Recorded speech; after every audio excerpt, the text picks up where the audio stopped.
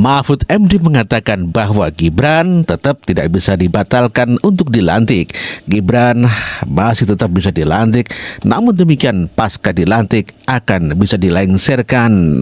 Ya, Mahfud MD membongkar cara melengsarkan Gibran Rakabuming Raka sebagai wakil presiden. Masalah Gibran, bagaimana kalau Gibran aja yang tidak dilantik? Tidak bisa secara politik, saya bilang. Atas dasar apa Anda Gibran tidak dilantik? Dilantik aja. Secara politik pasti Pak Prabowo akan terganggu karena pelantikan itu satu paket, iya kan? Iya kan? Kalau gitu gimana? Ya udah nanti aja. Sesudah dilantik baru diambil langkah-langkah. Itu kata Pak Mahfud ke teman-teman itu, ke mereka. Ya mereka semua bicara begitu akhirnya. Tapi saya katakan jangan mengganggu Pak Prabowo, biar dilantik aja dulu. Nanti sesudah itu kita hitung-hitungan gitu tentang ini. Istilahnya ya membuat negosiasi baru untuk membangun keadaban kita di dalam bernegara itu. Ada lagi yang muncul di situ. Hati-hati.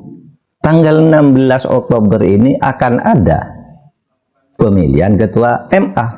Oh iya betul. Nah ini sudah ada yang mengatakan ini sudah lakukan pendekatan seseorang kemarin yang mengadili Kaisang yang vonisnya tidak masuk akal itu sekarang mendapat dukungan dari tanda petik, saya tidak tahu benar atau tidak, kelompok pendukung istana.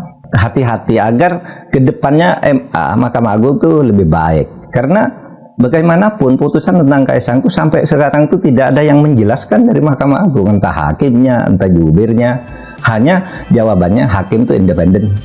Itulah Mahfud MD yang begitu sangat dendam kepada keluarga Presiden Joko Widodo dan khususnya Gibran, yang mengatakan kalau Gibran tetap bisa dilantik, namun demikian bisa digugurkan atau dijatuhkan di tengah jalan setelah adanya pelantikan.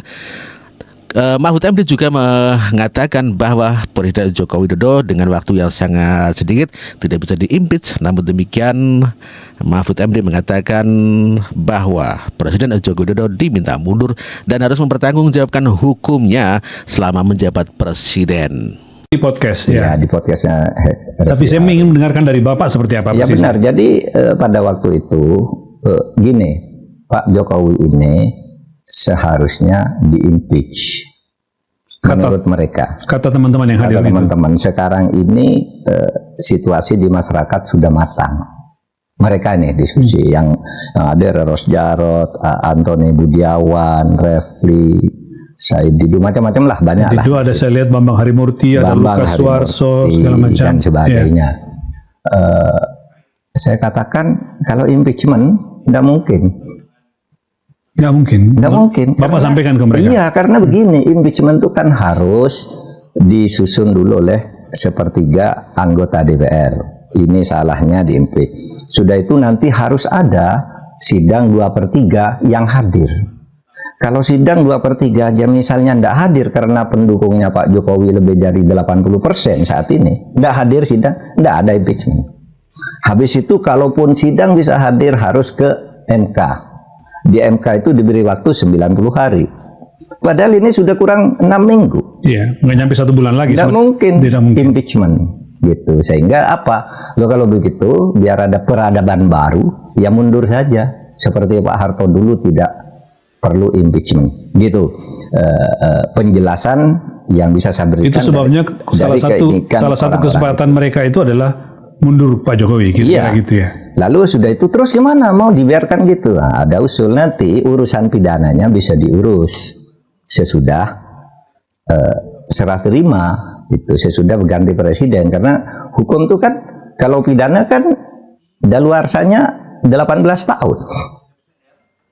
Gimana urus apa yang mau ya kalau ada tindak pidana apa misalnya terlibat korupsi, penyuapan, terlibat ya di situ. Kalau di kalimatnya itu kan terlibat, bukan melakukan. Bukan melakukan. Terlibat. Nah, penyuapan dan sebagainya, dan apa misalnya materi utamanya, saya kira di dalam pelaksanaan undang-undang anggaran dan keuangan negara itu sudah diuraikan oleh Pak Antoni Budiawan dengan sangat jelas, juga oleh Gatot Nurmantio, di mana pelanggaran-pelanggaran pidananya. Tapi waktu itu kan ditutup terus begitu ini dijelaskan. Nah itu besok dibuka pelan-pelan, bukan karena dendam. Ini membangun peradaban ke depan. Bernegara yang bagus tuh bagaimana agar semuanya bertanggung jawab. Kemudian ada lagi misalnya Mahfud MD juga menjelaskan kenapa Presiden Joko Widodo akhir-akhir ini sering dihujat dan dicaci oleh warga. Ya, inilah jawaban Mahfud mengenai hal itu. Kita dengarkan sama-sama. Segala kritik, cercaan, cemoohan publik pada Presiden Jokowi ini menunjukkan apa? Ini fenomena apa, Pak? Segala kritik, cercaan, cemoohan publik pada Presiden Jokowi ini menunjukkan apa? Ini fenomena apa, Pak? Ya, seperti saya katakan pada beberapa episode sebelumnya, ini karena sudah keterlaluan kerusakan yang dibuat, terutama di bidang demokrasi dan konstitusi, gitu ya, tanpa menghilangkan prestasi-prestasi yang telah dibuat. Sehingga keterlaluan ini seperti dikatakan sahabat saya Pak Rias Rasid dalam sebuah podcast itu, kita tidak tahu bagaimana memperbaiki yang sudah rusak terlalu jauh ini. Yang tersisa dari agenda reformasi, dari semangat reformasi itu sudah tidak ada di zaman akhir Pak Jokowi ini. Gitu.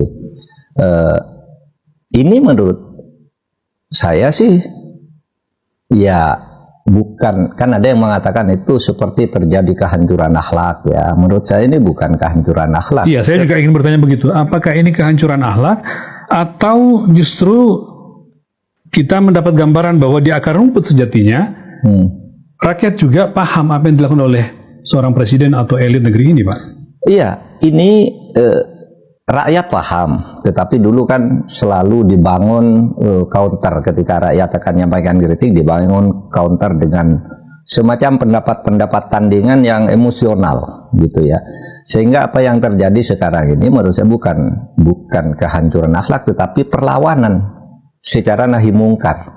Orang berjuang itu kalau menurut agama kan ada amar ma'ruf, itu memberi nasihat yang baik-baik. Nah tapi sekarang orang sudah melakukan nahi mungkar karena yaitu tadi sudah melewati batas di dalam merusak demokrasi. Kita tahu pemerintahan sebelumnya samalah, kalau mau lakukan apapun silahkan karena dia punya hak sesudah terpilih, tapi tidak ada yang sampai merusak demokrasi dan konstitusi kita. Sehingga sekarang demokrasi, konstitusi termasuk penegakan hukum? Tentu ya, penegakan hukum itu kan bagian dari pelaksanaan konstitusi ya. Konstitusi itu kan hukum yang tertinggi, ke bawahnya kemudian yaitu menjadi lebih rusak. Nah itu yang saya lihat sekarang ini. Nah Pak Mahfud, berkaitan dengan itu yang saya bilang tadi, saya tunjukkan coba ke Bapak satu video yang viral dalam sepekan terakhir, Pak. Ini kita lihat bersama, Pak. Ini videonya di sebuah kampus, sebuah wisuda di perguruan tinggi swasta di Garut, Jawa Barat. Lalu si wakil wisudawan menyampaikan sambutan, dan itu dalam tanda petik mencaci maki Pak Jokowi dan keluarganya. Kita lihat, Pak. Jokowi di usia kita hanya mampu menjadi tukang kayu sebelum akhirnya sekarang mampu menebang kayu. Jack Ma di usia kita belum menjadi siapa-siapa. Artinya apa, teman-teman? Di usia kita gak ada satupun manusia yang berhasil sukses secara instan kecuali kalau bapaknya presiden. Mahfud, dalam sebuah entitas pendidikan namanya kampus, dalam sebuah wisuda yang sangat terhormat forumnya, sampai begitu terhadap presiden. Apa maknanya, Pak? Ya itu karena sudah keterlaluan, dan ini memprihatinkan. Karena di kampus itu ada sebuah tradisi akademik, ya, tidak boleh mencaci maki di dalam forum-forum tertentu. Forum tertentu itu misalnya wisuda, pengukuhan guru besar, sidang senat terbuka, itu tidak boleh ada caci maki seperti ini. Nah sekarang orang maki-maki sudah di kampus, di forum-forum guru besar, di wisuda kayak gini. Nah ada di wisuda orang sampai boleh memaki-maki begitu. Itu kan satu acara yang hikmat.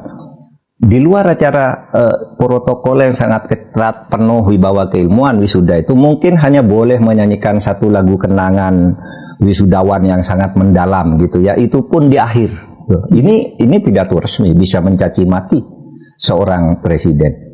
Di kampus-kampus sekarang begitu, karena kalau di kampus guru besar itu ngomong, lalu ditandingi dengan omongan lain, gitu, sehingga sopan santun menjadi turun, dan ini harus dibersihkan pada masa mendatang dari dunia akademik kita, ya.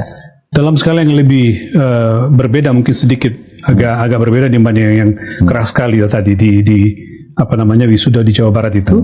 Wisuda di UGM dan di UI pun bulan lalu juga menunjukkan gejala yang hampir sama, Pak. Meskipun ini tidak langsung kepada Pak Jokowi. Ya. Ketika para wisudawan atau sejumlah orang itu dari kalangan generasi Z itu Gen Z secara tiba-tiba membentangkan gambar peringatan darurat, Pak. Ya. Yang sedikit banyak itu mengarah kepada presiden.